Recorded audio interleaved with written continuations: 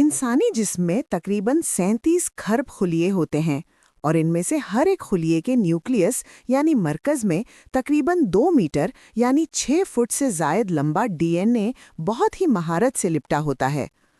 اگر آپ اپنے جسم کے تمام خلیوں سے ڈی این اے کو کھول کر ایک سیدھی لائن میں جوڑیں تو اس کی مجموعی لمبائی حیران کن ہوگی، جو کہ تقریباً 34 ارب میل 55 ارب کلومیٹر بنتی ہے۔ اس بات کو بہتر سمجھنے کے لیے زمین سے پلوٹو تک اوسط فاصلہ تقریباً 3.67 ارب میل 5.9 ارب کلومیٹر ہے۔ اس لحاظ سے آپ کے جسم میں موجود ڈی این اے زمین سے پلوٹو تک اور واپس تقریباً 17 بار سفر کر سکتا ہے۔ یہ موازنہ اس بات کو ظاہر کرتا ہے کہ جینیاتی مواد کس قدر گھنا اور پیچیدہ ہے، اور یہ کہ ڈی این اے کتنی مہارت سے ہر چھوٹے سے چھوٹے خلیے میں لپیٹا جاتا ہے۔ اپنی بے پناہ لمبائی کے باوجود یہ مالیکیولر بلو پرنٹ نہایت مؤثر انداز میں کام کرتا ہے۔